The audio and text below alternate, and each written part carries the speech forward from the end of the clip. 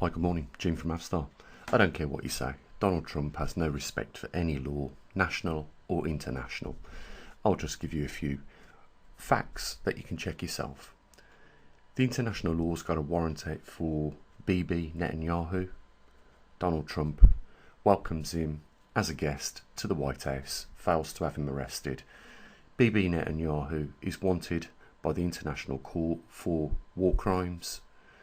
With what he's done in Gaza, it's genocide, and he is definitely 100% guilty of war crimes on that account. But Donald Trump has aided and abetted on that. He's supplied Israel with weapons, and then there's this case here with Jeffrey Epstein and the missing minute. Could you kill someone in a minute? Well, I thought about that. I thought, yeah, you probably could. You could go into that cell, stun gun them till they pass out, then wrap the bed sheet round the neck, hang it off a door or something in that room, and just leave him to pass out. It'd take less than a minute. So it's not as far-fetched as you might think. But, this guy, Donald Trump, had many, many meetings on Jeffrey Epstein's island, along with a lot of other well-known, famous people. And at that point, he was his best friend. Now he's calling him a freak. It's because it suits him. Donald Trump doesn't respect international law, doesn't respect national law. We've seen before he was inaugurated or initiated to be the president this time round, all the court cases that was brought against him. What were the court cases? Mainly to do with sex offences and tax evasion. So, if he flaunts the law like he does, then he's a law unto himself. And if you expect that rotten apple to produce good fruit, you're delusional. He's ruined the tourist industry in America completely. He has definitely rocked the apple cart on international e-commerce. He hasn't saved jobs for America. He's cost jobs for America. Here's something to think about. I'll just leave it at this. Whilst America is supplying Ukraine, Israel with bombs, missiles and whatever, China's building up their navy.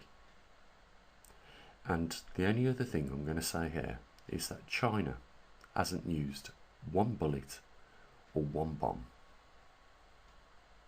So their stockpile's fully ready for a war with America. Whilst America's been giving out its rockets, its missiles and its weapons to support countries in wars all around the world, China hasn't used a single bullet or bomb yet. Think about that. And if you look into the history of how the British conquered Napoleon, you'll find that before Napoleon even got to the British waters, before he even stepped foot on, British territory, that he'd been fighting wars, proxy wars, with a lot of other countries in Europe, which had wore his army down, to the point where it wasn't a problem for the British then to finish it off. And I see a repeat in history coming out. But you won't change the mentality of these people that support MAGA. You won't change them regardless, because their pride's at stake here. And that's the man they chose to do the job. And he's failing miserably.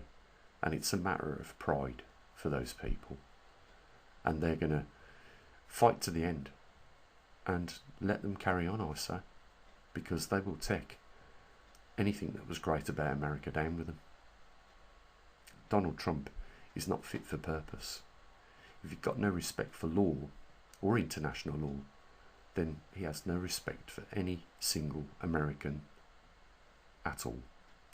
And proof of that is his big beautiful bill. Because that actually takes away Medicare from 17 million people in America. 17 million people that are the poorest, whilst at the same time tax breaks for billionaires. So let them carry on, I say, and just watch this space, because it's moving now. Everything's moving at such an alarming pace that we're going to see some very ugly things come up in the near future. I mean, 1 minute he's talking to Putin. Can you believe that? As ever in the history of presidencies in America, has ever anyone been so close to a Russian person where they've been making weekly phone calls? You know, I think he's a Russian sympathiser, because he keeps saying that he's disgusted in Putin's behaviour, but every time he comes out on national TV and says that, guess what? The aerial attacks and the drone attacks on Kiev in the Ukraine get larger and larger. It's like he's telling Russia to finish the job quickly. And they're trying to do that. So, you know, it just makes me laugh. You know, especially when I read in the comment section, you know, I've got so many people that are nitpickers. That's why, excuse me, that's why, you know, I've almost washed my hands with YouTube completely.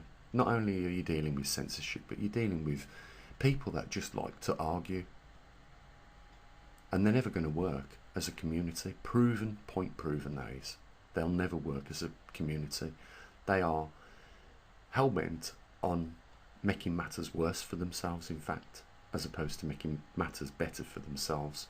You know, they're all out for themselves, armchair warriors with a keyboard on the lap, you know, just listening to people talk like me and just waiting for us to make the slightest mistake, and then they pounce on you. That's how shameful it is.